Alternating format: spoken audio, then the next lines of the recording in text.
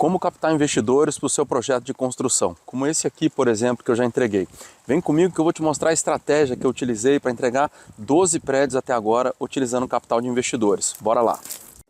Bom, como eu disse para vocês aí, eu já fiz alguns empreendimentos utilizando capital de investidores, estou indo para o 12º prédio utilizando esse formato de negócio, né? E ao longo do tempo, até com a ajuda dos investidores que estão comigo já há bastante tempo, nós viemos desenvolvendo estratégias, né, e desenvolvendo o negócio para melhorar cada vez mais e tornar cada vez mais atrativo para o investidor vir participar do projeto com a gente. Então no vídeo de hoje eu vou discutir com vocês essas estratégias. E eu vou precisar, num determinado momento, abrir uma planilha e explicar algum conceito da matemática do negócio. Nós vamos falar um pouquinho de ROI, vamos falar um pouquinho de rentabilidade, mas via de regra, nós reunimos todas essas estratégias no que a gente chama de pilares da captação do investimento.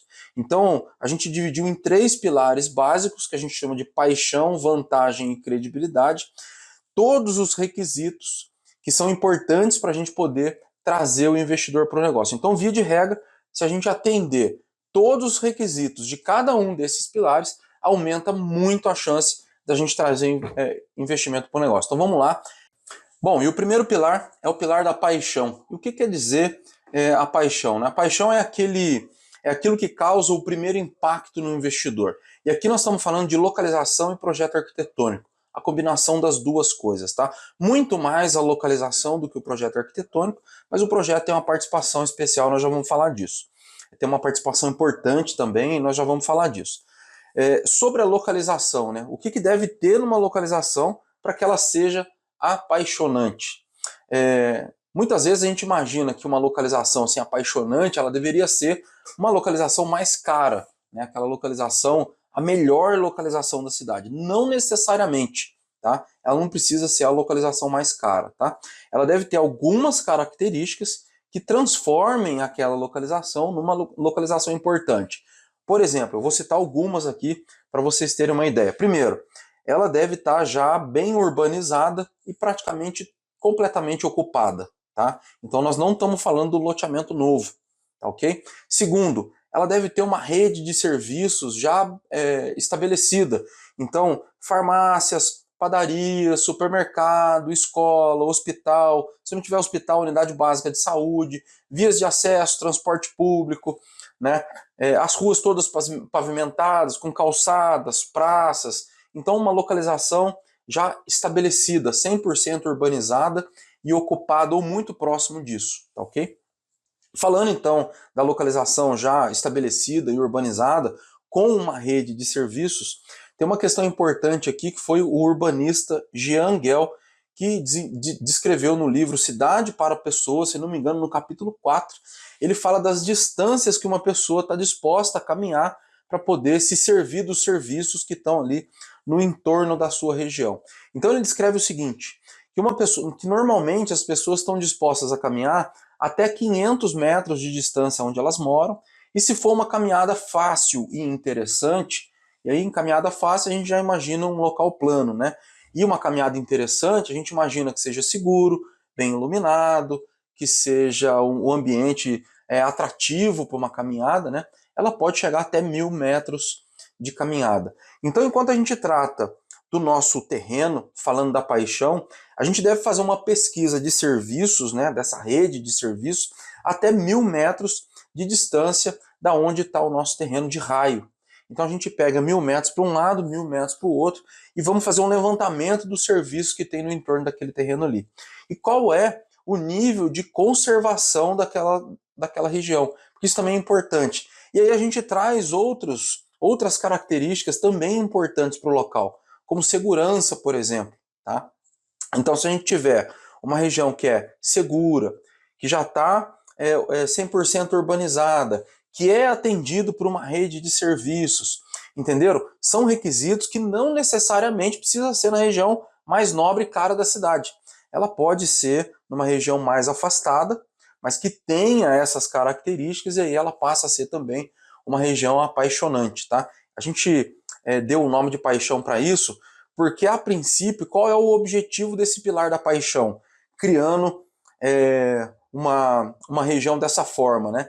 é capturar a atenção do investidor naquele momento, dele imaginar, poxa vida, aqui é uma região realmente boa. Num primeiro momento que você vai apresentar um projeto, você pode até utilizar esses raios num desenho ou no Google Terra, por exemplo, marcar os serviços no entorno para o investidor entender que aquela é uma região promissora, né?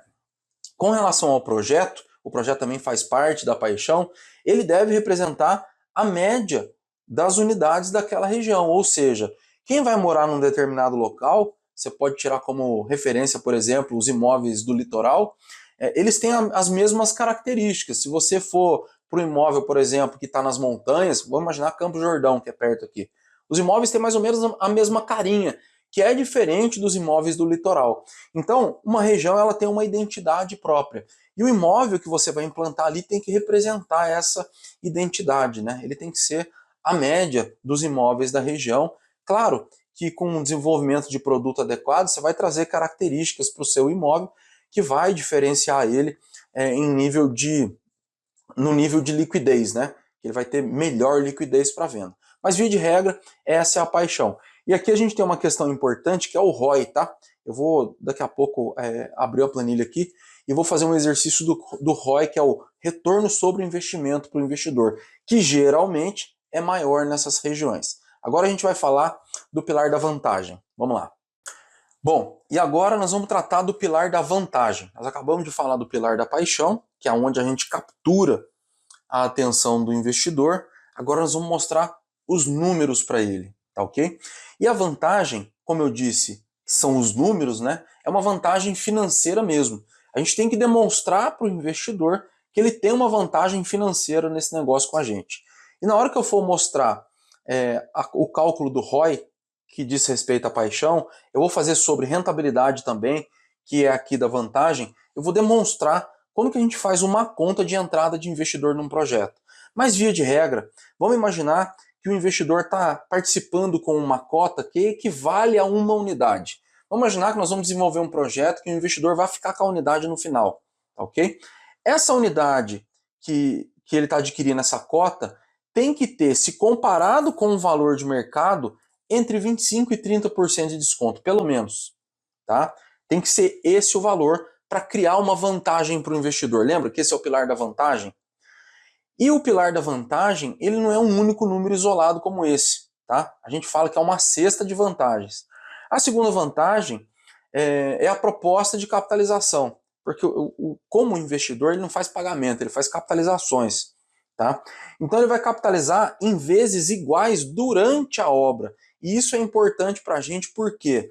Para conseguir trazer rentabilidade para o investidor. Daqui a pouco eu vou abrir uma planilha e vou explicar para vocês por que tem que ser dessa forma. Tá?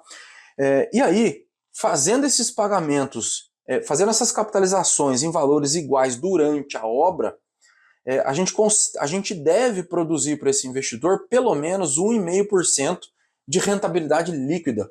Tá ok? Então a gente tem 30% de desconto se comparado com a unidade pronta no mercado, capitalizações iguais durante a obra, tá ok? A gente não pega valor intermediário, nem um monte de dinheiro antes, que vai conseguir produzir para esse investidor pelo menos 1,5% de rentabilidade líquida no final da obra, tá ok? Então, é esta cesta de vantagens que a gente deve oferecer para o nosso investidor. Primeiro, 30% de desconto. Segundo, capitalizações iguais durante a obra. E terceiro, 1,5% de rentabilidade líquida no final do projeto, que equivale a aproximadamente 20% de rentabilidade ao ano. Tá? A gente deve manter esses parâmetros aí na cabeça para poder formatar o pilar da vantagem para a gente poder avançar para o próximo. Bom, e o último pilar é o pilar da credibilidade. Então nós falamos da paixão, no primeiro pilar, que captura a atenção do investidor. Depois nós passamos para a vantagem, que é onde a gente demonstra as vantagens financeiras do negócio para ele. E agora o investidor ele só não entra no negócio por dois motivos. Se nós erramos na seleção do investidor e ele não tem dinheiro, ou então se ele se sentir inseguro de entrar no negócio. Se o caminho de entrada para ele não estiver bem pavimentado. E para isso a gente precisa construir o pilar da credibilidade. Como que funciona o pilar da credibilidade? Primeiro, nós utilizamos uma estrutura jurídica da SPE. A SPE significa Sociedade de Propósito Específico. É um tipo de empresa que nasce e termina com esse projeto. Então ela nasce sem nenhum tipo de passivo, sem nenhum tipo de vício, para poder executar esse projeto especificamente, e no final do projeto ela é encerrada. Tá, ok? Então essa estrutura jurídica traz muita segurança para o investidor. Por exemplo, se ele for participar de um projeto desse como pessoa física, ele coloca em risco todo o patrimônio de pessoa física dele. Num formato de participação de SPE, o capital dele é limitado e o risco dele passa a ser limitado no limite da sua cota de participação. Tá, ok? A outra coisa é que a SPE traz transparência e clareza sobre a formatação do negócio. A gente coloca no contrato social, que é o acordo entre as partes, como que as capitalizações vão acontecer e em que momento que essas capitalizações vão acontecer. Tem ali escrito também, no nosso contrato social da SPE, que se o investidor não fizer os pagamentos, como que a gente faz o distrato, encerra o negócio com ele. Já está tudo previsto ali. No nosso caso aqui, por exemplo, o investidor não perde o dinheiro, tá?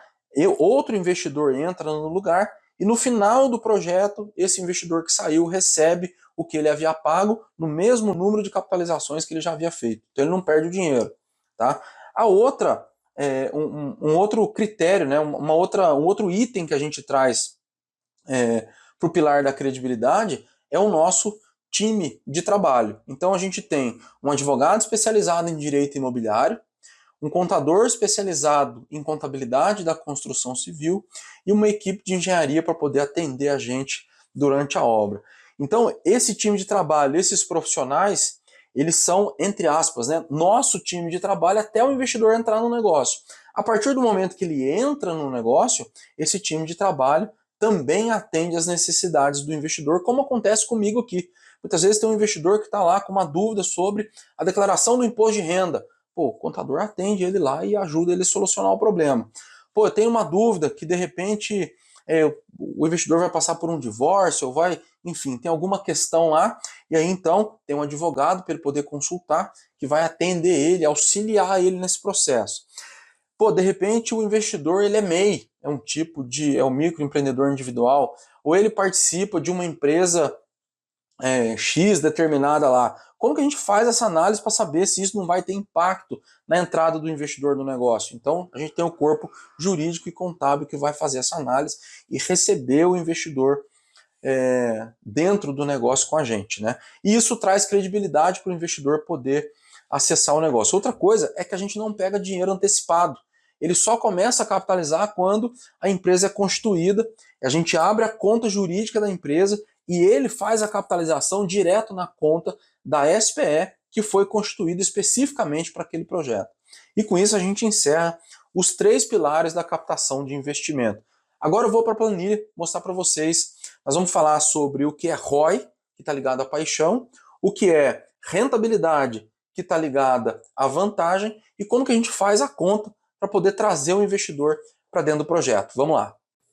Bom, eu peguei uma planilha de exemplo aqui agora para a gente dar uma olhada, a simulação da viabilidade de um projeto, para a gente falar de alguns números que nós já comentamos sobre a entrada do investidor e conseguir olhar uma simulação da prática, tá? Vamos lá. Vamos imaginar então que a gente tem um projeto de 12 apartamentos, tá?